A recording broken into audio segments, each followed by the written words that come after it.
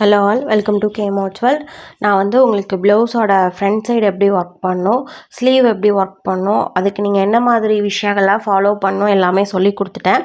இன்றைக்கி பார்த்தீங்க அப்படின்னா ஃப்ரண்ட் நெக் சொல்லி கொடுத்துறேன். அப்படின்னா ஒரு ஃபுல் ப்ளவுஸ் எப்படி பண்ணணுங்கிற டுட்டோரியல் வந்து கம்ப்ளீட் ஆகும். எல்லாருக்குமே தெளிவாக நான் டீச் பண்ணியிருக்கேன்னு நினைக்கிறேன்.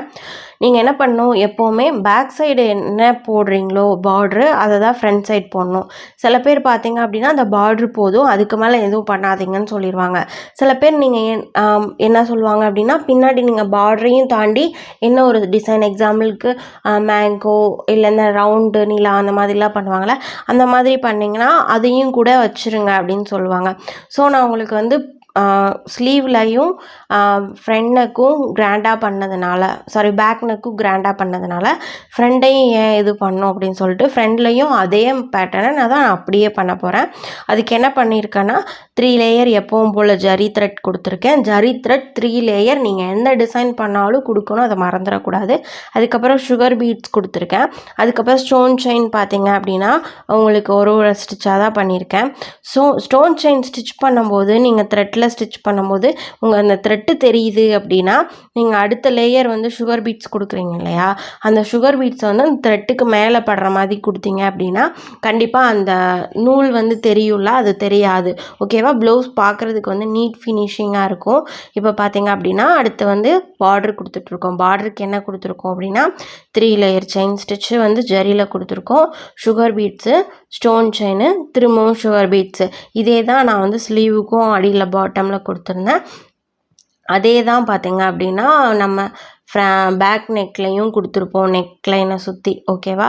அதே மெத்தடை தான் இங்கேயும் இது பண்ணுறோம்.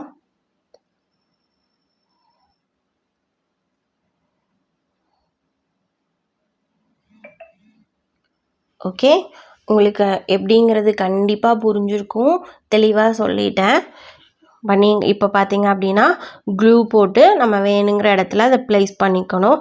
ஒவ்வொரு ஸ்டோனுக்கு இடையில மெஷர்மெண்ட் பார்த்தீங்க அப்படின்னா கரெக்டாக அக்யூரேட்டாக இருக்கணும். 1 இன்ச்சு 1 இன்ச்சுனா 1 இன்ச்சு தான் அப்படியே மெயின்டைன் பண்ணணும். 1.5னா 1.5 அந்த மாதிரி தான். க்ளூ கொஞ்சம் அதிகமாக போட வேண்டாம். நம்ம வந்து திலகம் ஷேப் பொறுத்த வரைக்கும், அதாவது குந்தன் ஸ்டோன்ஸை பொறுத்த வரைக்கும் என்ன பண்ணுவோன்னா சுற்றி ஸ்டிச் பண்ணிடுவோம். அதனால் நம்ம அதிகமாக க்ளூ போட்டால் கூட தெரியாது. ஆனால் குட்டி குட்டி ஸ்டோன்ஸோ பீட்ஸோ செட் பண்ணும்போது அதை சுற்றிலாம் நம்ம எந்த ஒர்க்ஸோ அந்த அளவுக்கு கொடுக்க மாட்டோம். அப்படி இருக்கிறப்ப க்ளூ வந்து அதிகமாக தெரியும். அதுக்கப்புறம் பார்த்தீங்க அப்படின்னா திலகம் ஷேப்பில் வந்து நம்ம என்ன ஒர்க் பண்ணோன்னு உங்களுக்கு தெரியும். Sugar beets, stone chain, sugar beets இது தான் கொடுத்தோம்.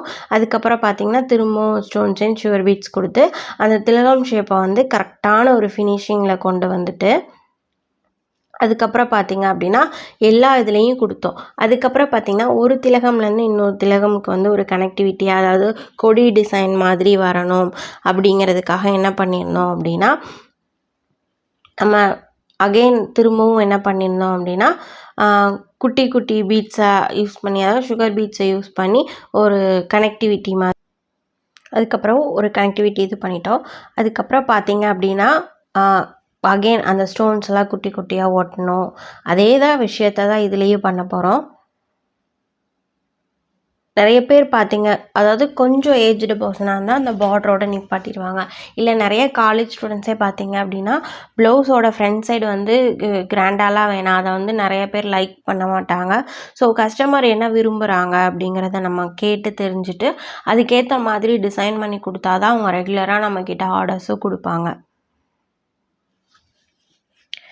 ஓகே, இதே மெத்தடை தான் யூஸ் பண்ணி ஃபுல்லாக ஃபினிஷ் பண்ணோம்.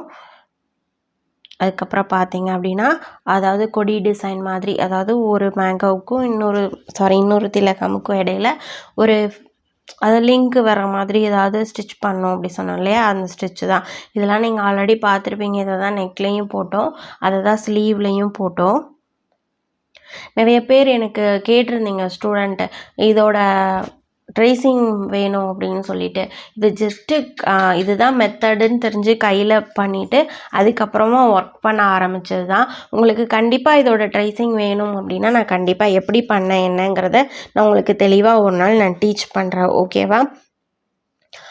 நீடிலில் வைங்க. எப்போவுமே க்ளூ ஒட்டிட்டு அந்த ஸ்டோனை எடுத்து நீடிலில் எப்படி ஒட்டணும், அது எப்படி நீடிலில் ஒட்டுது எல்லாத்தையுமே நான் தெளிவாகவே சொல்லி கொடுத்துட்டேன்.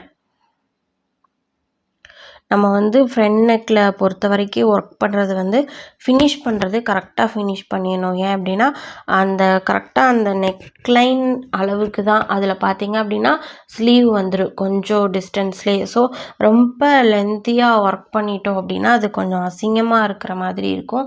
ஸோ கரெக்டாக எந்த இடத்துல வந்து ஒர்க்கு எந்த இடத்துல முடியணும் அப்படிங்கிறத மார்க் பண்ணிவிட்டு அதுக்குள்ளேயே நம்ம ஒர்க் பண்ணிட்டோம் அப்படின்னா நமக்கு ரொம்பவே ஈஸியாக இருக்கும், பார்க்குறதுக்கு அழகாகவும் இருக்கும்.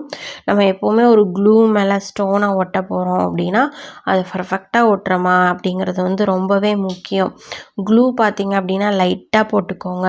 க்ளூ மேலே ஸ்டோனை ஒட்டிட்டு அது காயறதுக்கு கண்டிப்பாக நம்ம டைம் கொடுக்கணும். ஸோ அதுக்கான டைம் கொடுத்துருங்க. அதுக்கப்புறம் பார்த்திங்கன்னா இதுக்கு மேலே குட்டி குட்டியாக ஒரு ரவுண்ட் ஷேப்பில் ஸ்டோன் ஒட்டுவோம் இல்லையா, அந்த ஸ்டோனை வந்து ஒட்டணும்.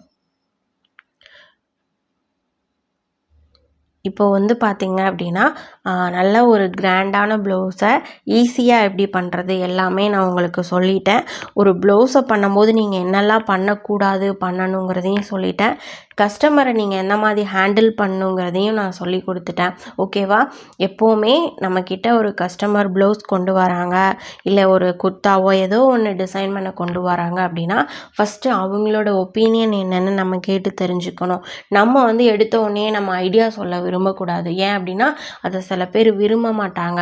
ஸோ எடுத்த உடனே இது உங்களோட ப்ளவுஸ், உங்களுக்கு ஏதாவது ஐடியா இருக்குல்ல, உங்களுக்கு ஏதாவது பிடிக்கும்ல, அது மாதிரி ஏதாவது இருந்தால் சொல்லுங்கள், நான் வந்து பண்ணுறேன் அப்படின்னு சொல்லணும். இல்லை அவங்க எனக்கு அதிலலாம் எக்ஸ்பீரியன்ஸ் இல்லை, உங்கள் இஷ்டத்துக்கு நீங்கள் எப்படி இருக்குன்னு சொல்லுங்கள், அது ஓகே அப்படின்னு சொன்னாங்கன்னா மட்டும்தான் அதுக்கப்புறம் வந்து நம்மளோட ஒப்பீனியனை வந்து சொல்லணும்.